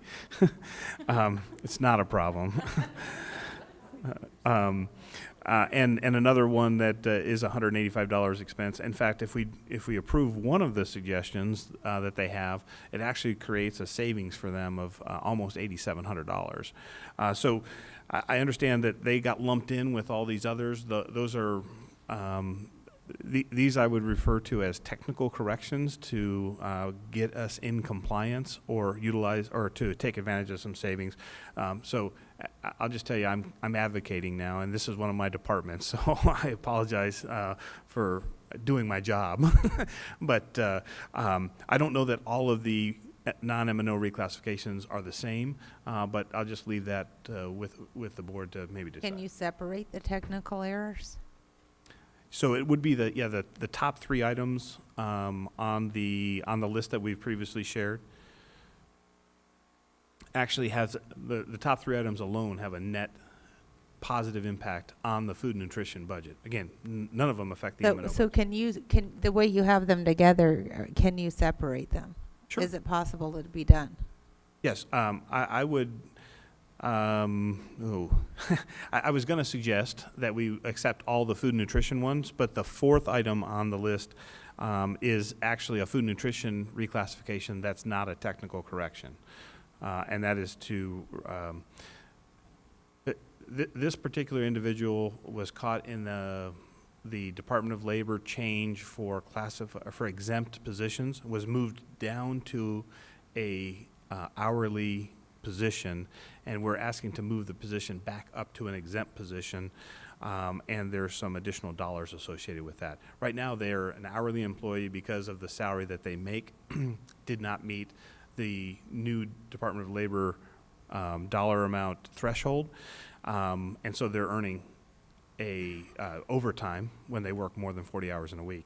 This would move them back up to an exempt position, and they would subsequently no longer be eligible for overtime. And that person is right on the cusp of that Department of Labor dollar threshold, which, by the way, is currently in the state of a stay by a federal court out of Texas. So. But unfortunately, the damage is already done. We've already moved her back to an hourly employee. So, I apologize. Thank you. Mrs. O'Brien. Mr. Miglorino, is it possible because we're paying that person overtime that I realize it's a salary increase, but if it keeps us from paying overtime because now they are able to work however many number of hours that are necessary to complete their job, could it in the end be a potential cost savings or balancing of those costs? Vice President Frank, Ms. O'Brien, I think the answer is yes, but I think $3,400 is a lot of overtime, so I don't know that it's going to be a net zero. I think it would be Okay. disingenuous to think that you were going to make up $3,400 worth of a reclassification in overtime. But collectively, if you look at all four of the food and nutrition requests for reclassification, I can say that collectively all of them would be a net savings to the food and nutrition budget. Then I would support, personally, I would support moving those out of the other, as a separate category. And if that's the direction that the board is comfortable with, I can create two categories: an inclusion category for non-M&O funded reclassifications for food nutrition, and then all the other non-M&O reclassifications will end up on the reservation list. Thoughts from other board members on doing that? Is that something we're all in agreement on, or? I don't want to stop your train of thought, Oh, but please but do. the onus on us now is to take what you're telling us and getting you the additional information so you can take action on July the 11th. Bottom line. So we've got, if you're going to take some things off your concern list, the specific ones that Jim's talking about, great. If you want more information, what you're doing is you're asking us, don't do anything, and then you're going to go like this or like this on July the 11th. That's so. Which of these do you want? Which of these do you want to hold, or do you want to hold them all? Well, I think we said the nutrition could be moved out and put in the inclusions, the other ones in the reservations, but I also understood that we have to approve the budget, but these items would be coming back separately. So I think it's more like because we've had some misunderstandings maybe where we thought we said one thing and trying to avoid it. So if it's on the reservation list, we know that for sure nobody should assume that everybody's in agreement. You are going to, if it's on the reservation list, you're going to have to vote on it up or down. We approve the And you'll budget, do that though. on the 11th. But that doesn't mean we're approving this. We're saying the money's in the budget so that if That's we correct. wanted to approve this, You would have this very The same money's conversation at that there. time. Yeah, you would. You would have though the value of 2 weeks worth of getting information that should either clarify, make you feel more comfortable with it, or solidify we your. could approve a budget and still have things on the reservation list. It just means the money's there, right? Yes. So to that point, I think that my notes from the IS&T reclassification, and I'll just move forward in the presentation to show the reservation list, is that a job study or position evaluation needs to be done. I don't think that will be done by July 11th. It's going to take some time to pull that together. So I think that if it's on the reservation list, there'd be a contingency built into the budget that would accommodate for these things, but it wouldn't be until this additional information, whatever that is, would be presented to the board.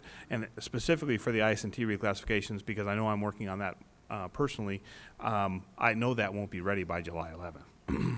So the reservation would still be there, and once the job study was concluded, we would present that information. Based on that information, the board would make a decision as to whether or not to approve these reclassifications.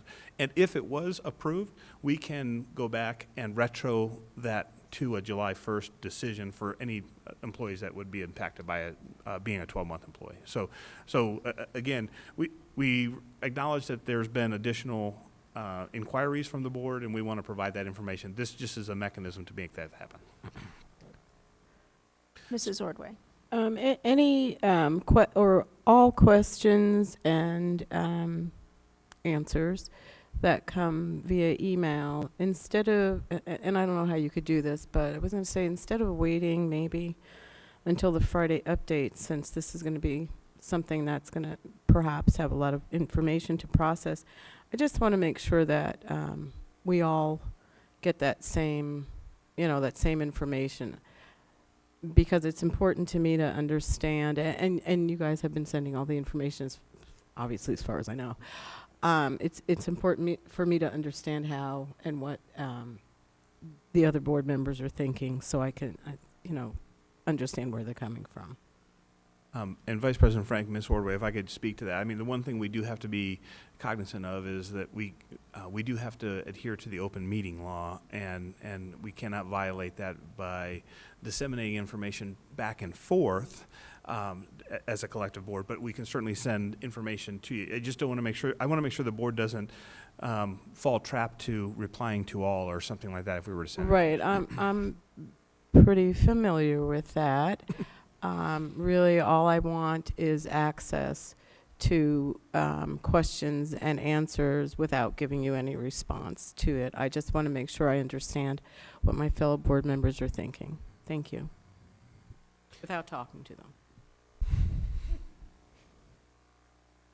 So I'm going to just move forward to try and move us along here. So the reservation list, we've already spoken about some of this. So the IS&T reclassifications would require the job study that I mentioned, the behavior flight team and pilot program, which was discussed in greater detail at a previous meeting, that would require some additional information before those positions would be filled. And then finally, the make whole provision for phased retirement teachers for the 1.6% pay that the legislator enacted, that was legislatively enacted. Those teachers are some of our most tenured teachers in the district, and just because they chose the phased retirement plan either last year or this coming year because they're eligible for it, we feel that they shouldn't be excluded from this pay, although they are statutorily from what the legislature did approve. So we're suggesting that we take the M&O override increase that we generate from getting these additional funds built into our budget to pay for that. I did some quick math on this. There's about 25 to 30 teachers a year that participate in the phased retirement program, and so that expense would be nominal, $50,000 to $60,000 to be able to provide them a 1% salary. One-time salary payment, as we're proposing that all the rest of the teachers get. So again, the additional information that's provided for this reservation is we owe you the plan, right? So there's going to be a plan that is part of a hearing that will be made on July 11th that essentially is going to say, and I'm going to just kind of frame it for you, that we will pay our teachers in December or the early part of January the 1.06% of their 2016-17 Function 1000 salary. I know it's, gets technical here, but we would also include out of our M&O funds to make sure that those that were contracted teachers were also paid a similar amount. And again, one-time payment. We want to make it around the holidays for some obvious reasons, but it won't be, the information won't be available to us until at least December 1st, because the information has to come from the Department of Education. So that's why it couldn't be any earlier than that. So we owe you that plan. That plan will be coming on July 11th. That's why it's listed as a reservation here. And from the previous conversation, just to make sure, we would also include the community education secretary position and the non-M&O, non-food and nutrition reclassifications. Okay? I'm not hearing any questions. I think I'm going to try and move on here since we kind of got bogged down there. Nonsense. Do you feel that I we mentioned. Oh, sorry, Mr. Migliorino. I'm sorry. No, go ahead. I mentioned about our financial priorities, provide a salary increase for all employees. So this is what was approved. This goes back to the month of April, and increase the hard-to-fill addenda budget, as well as we have a decrease of teachers, again, due to student decline, increase of classified staff, in part due to the paraprofessionals for special education and Title I and ELL needs. And then we also have a provision in there for classified salary increase for the January 1st Prop 206 minimum wage. So all of those have been included in the budget. On the non-staffing side, we had a health insurance rate increase of 6.4%. We made up a portion of that with VSEBT reserves, and then there were some plan design changes as well as some premium increases to make up that difference. State retirement did increase slightly. Utilities were increased due to an APS rate case that is still pending. We hope that will cover the expense. Property insurance increased, and then the capital budget reduced from $7.5 million, which had a portion of Prop 123 money kind of baked into that number for fiscal year 17, but it's down to $4.4 million for next year. And a portion of that is the $1.8 million in fiscal year 17 carry forward. These are plans that were not able to be realized. Again, the way the Arizona financing works is that if we cannot receive the item by the end of our fiscal year, which happens to be this week, then the item has to be canceled and it has to be reordered. So it's almost like we start anew every July 1st, and not just for capital, but as a district as a whole. So some of the things that have long lead time items on them weren't able to be realized because the decisions were made so late in the fiscal year. Those get carried forward. The expense still happens, but it happens in next year's budget as opposed to this year's budget as it was planned. I mentioned earlier, but the state-imposed budget reductions, there's a lot of discussion about how much has been added to education, but we still continue to see major reductions. So $15.7 million is what we would have enjoyed in district additional assistance to have capital dollars in our district, but that state-imposed reduction is going to reduce that and cut it almost by $13.5 million. All right, so another component of the budget is the tax rate implications. And so I'll share this, and this gets very technical. So I think I'll just cut to the chase on this. You can read through this information. Our assessed valuation increased. We're projecting an increase of in the both primary rate and secondary rate. And so the net impact on the average assessed valuation residential parcel in the district, which is just under $200,000, is about $52 or 5.9%. And looking at some of the finer components, that might be a little bit larger than $52. It might be as much as $60. But we'll get that refined for the adopted budget. Many factors go into that. And the changes that happen on the qualifying tax rate, as well as the state equalization assistance and the homeowner's rebate, cash that we might have on hand, all of these factors play effect on that. Here's what it looks like just in terms of comparing one year to the next.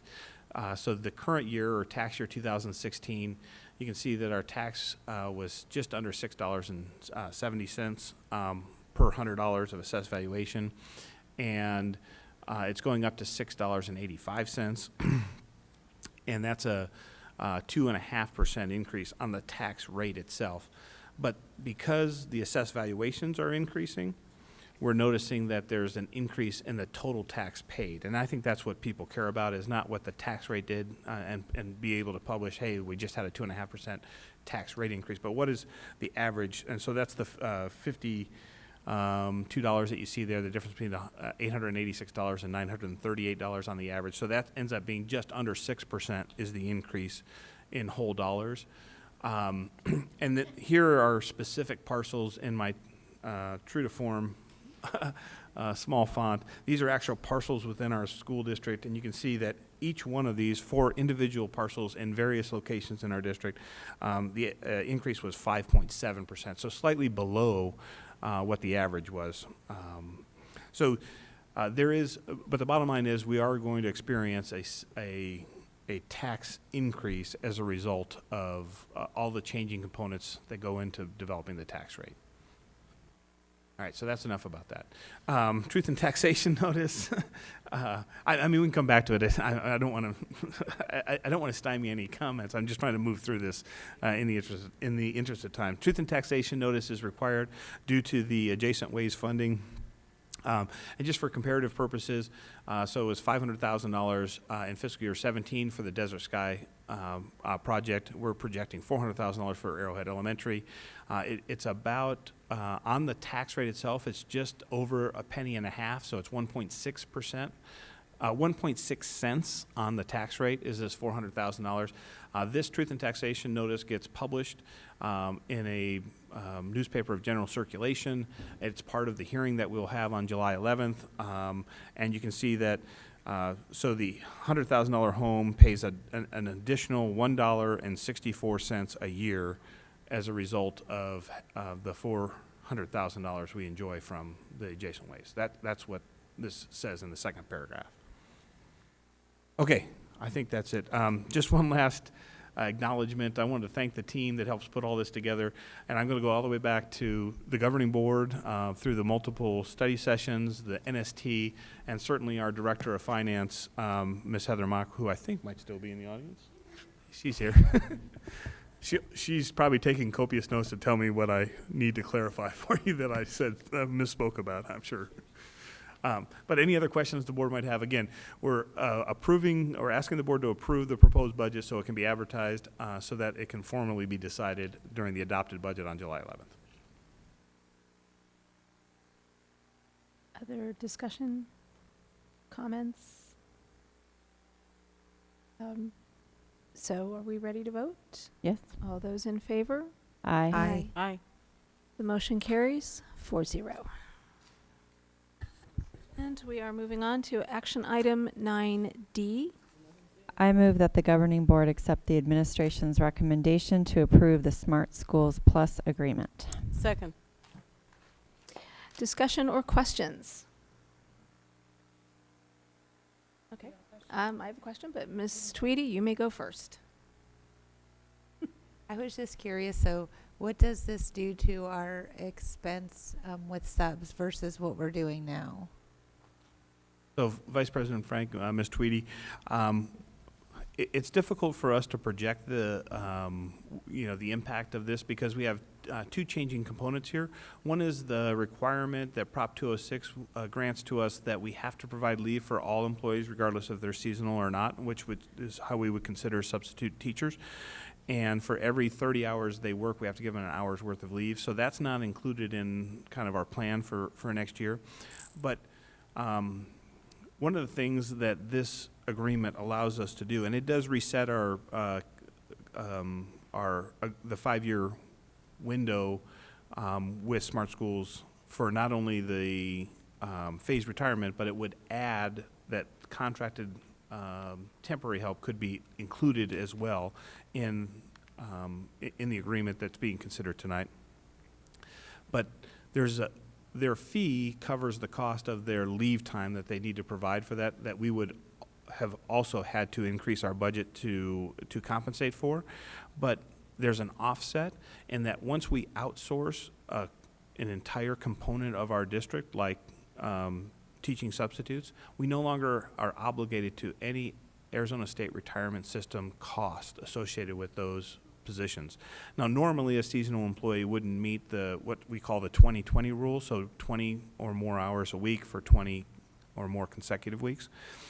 But we have many employees that work in this capacity that do require us to provide either an alternative contribution rate or a regular contribution rate to the Arizona State retirement system.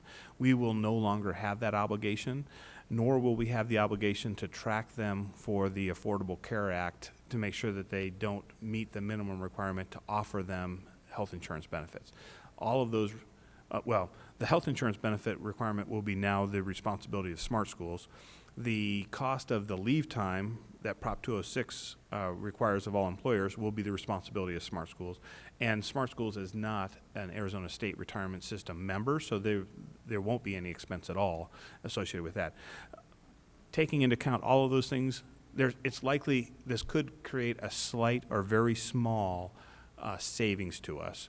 But the reason why it's not a bigger savings is due to the fact that there's a fee that we're going to be paid. So the fee for the contracted employees is 6.5%.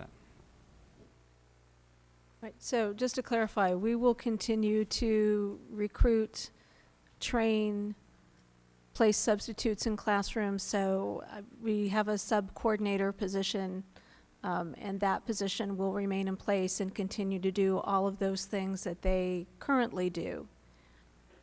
But the payroll, if I understand it, the potential ASRS, the potential leave, that is all going to be covered through Smart Schools. Am I understanding that correctly? That is correct. So it even gets to the point where all the references, because they actually would be hired. We're trying to characterize this as a partnership for our substitute teachers, and the references and everything and screening and vetting will all be done as part of the hiring process with Smart Schools, but we will participate in that as we can to make sure that that we know the candidates that that we're receiving, and we will be placing all those employees as well. So we'll still be using our frontline management system, HR management system, to make all those placements. Okay, but they're actually then recruiting the candidates. I mean, the sub pool will now come from Smart Schools I may not be understanding this correctly. Yeah, I probably added to the confusion. I apologize. Well, then we'll take 50-50 responsibility for this. We will still be recruiting those and still post those positions on our website. Okay. But when they click on the link for that posting, it will take them to Smart Schools to apply. That is correct. We're still working out how it's going to work. We're also hopeful that all of our new systems will integrate with theirs, but it will be a joint effort because we still have criteria, of course, things that we are looking for, and we have a nice process in place as far as recruitment is concerned. We will just have to route their application to Smart Schools direction. They will complete the reference checks. We could assist in that as well. But it won't really look all that different for us than it did before, except for the employer is Smart Schools, and we will collaborate on the actual hiring process. So how will this affect individuals who are currently in our sub-pool? Are they moved over remain to in our Smart Schools? Or? They are going to be transferring over to Smart Schools as their employer. They will remain still in the Deer Valley queue, we are told. So that that was a concern of ours. Will they still be ours, or will they now help all of the other school districts when we worked so hard to get them in the first place? Right. And they still will sit with us. But we do have some substitutes currently that are ours and also work for Peoria and also work for Paradise Valley. So I guess we will see how that actually goes, but they are ours. Is that part of the agreement then with Smart Schools, that they're not going to be marketing your subs to other schools? I mean, That is, to my knowledge, that is not part of the agreement. They are their employees, and they could do that, but these particular substitutes have agreed they check the box that they want to work in Deer Valley, so that when we do have an opening tomorrow in a classroom, that the system will call out, our system will call out to them, and will recruit them for that vacancy. So, it would be up to the subs as to what district or schools they wanted to work in anyway, Correct. which is not any different from how it currently is. That is true. Rather than applying at several different districts, they would be centralized at.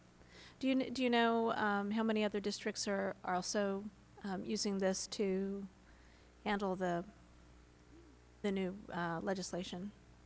Vice President Frank, I don't have an exact number, but I know that Paradise Valley and Mesa Public Schools, for example, have agreed to this, and I believe Peoria School District, our neighbor to the west, is using an alternative provider, but it's just a competitor to Smart Schools, Okay. ESI. Similar type of thing. Right. Any other questions or discussion? All right, all those in favor? Aye. Aye. Motion carries 4-0. And that brings us to number 10, the preview items. 10A, architectural services for Arrowhead Elementary School modernization. And I believe, Jim, you're still up. I left my mic on. Vice President Frank, members of the board, Dr. Weitenheimer. This is a preview item just to give you a sense of what we're working on. We have received responses. The solicitation was issued several weeks ago. Responses were collected last Thursday. We are expecting the scoring to be completed this week.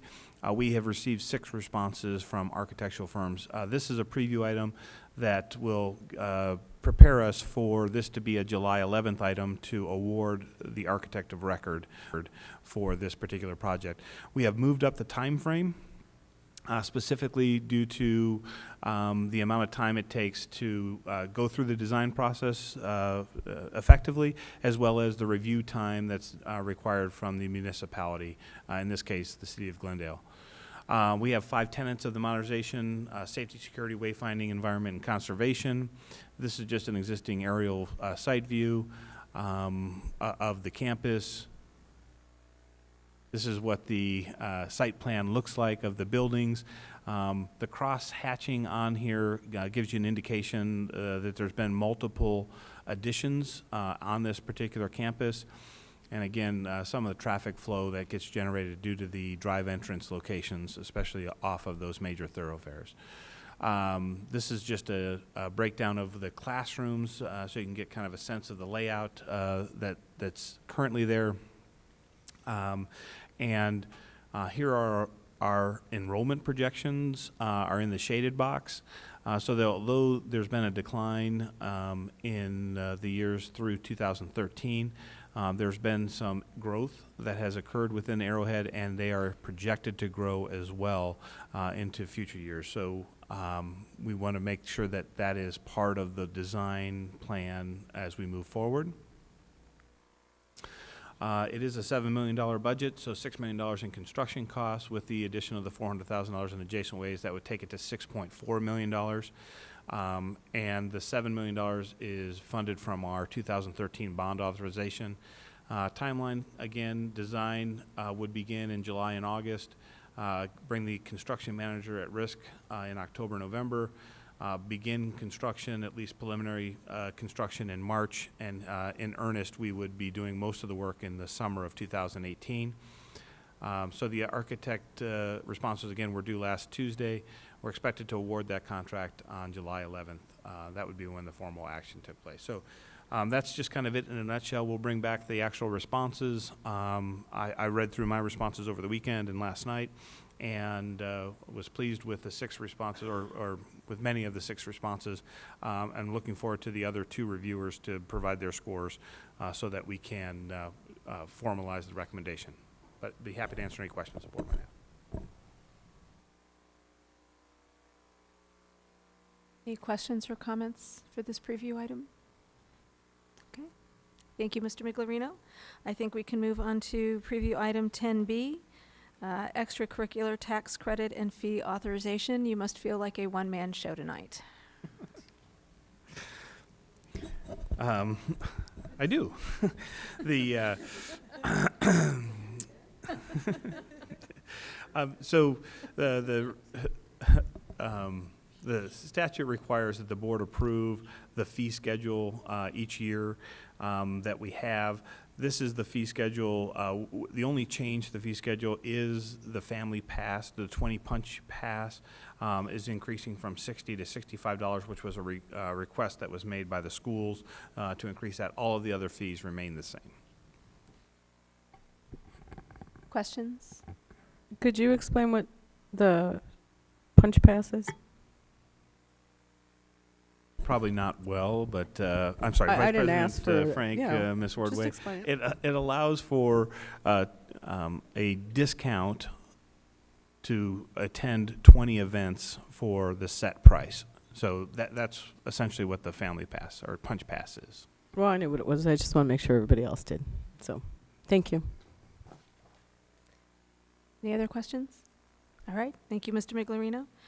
Moving on to item 10C, discussion on Arizona School Boards Association resolution opposing the expansion of empowerment scholarship accounts. I think that's us, so you get a break.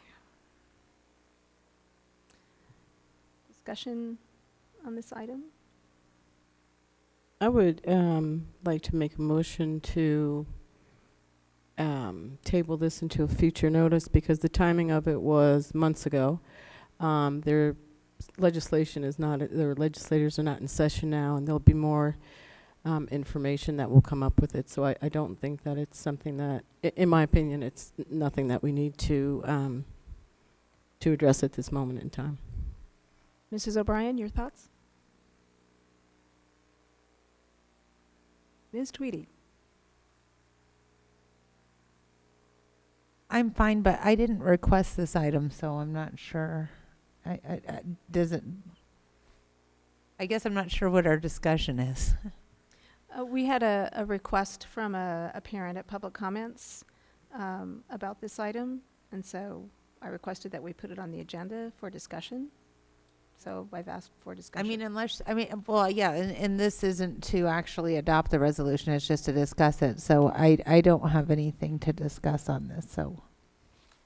That's why I thought that perhaps since we passed that point. Oh, I'm sorry, James. No, I would want to be clear, or ask the board to be clear about the expectation for this item.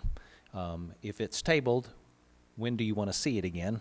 If you don't want to see it again, it's in your preview right now. It would typically then move into action, but it doesn't have to. If you table it, it can stay tabled until such a time perhaps you have a board study session, or you I have guess board I'm- retreat or something like that, and then you can I figure out don't what know you if want I'm to do. misinterpreting it, but it says we're just going to have a discussion, and we just had one, so I don't think we need to do anything. I mean, if we want to have a second discussion, we could bring it back. Well, I think that the idea would be, are we bringing this back as an action item? Thank you. That's the question. Do you want to see it to again, or vote do you in want to support of? let her go? As Ms. Ordway said, we want to table this for a later date. I want to table it until I believe that we have more information. I don't want to vote again. I don't want to vote on this motion now and vote it down, because I think that the appearance could be that we're not. Well, we're not voting or on we're it not tonight. voting. We're not voting. Okay. So if you'd like to table this, I'd like to table this. when do you have an idea when you'd like to see this come back as an action item? Why don't you agree to put it on the agenda as you would any other item? When two board members suggest that it be on there the you go. agenda, Okay. it come Sounds on, good to me. and that could be in the distant future or the near future, whichever you would want it to be. But you're expected Right. to do nothing with it tonight. I'm not expecting this to come up at the next board meeting. That's something. So we don't have to figure out the date. Personally, I do not expect to see this come up as an agenda action item on the next board meeting. All right, so, That okay. We have no public comments tonight. Okay. What about 10D? Or we did all of those We already. took that off. We tabled all of We tabled it. the Mhm. Ds. I think it's time So to pull you're the just plug. open public. Do we have any public comments? Do we have any public No comments? public comments. Do not. Okay, so, I move to adjourn the meeting. do we have a second? second. All those in favor of adjourning Aye. the meeting? Aye. We didn't ask you. All right. The meeting is adjourned.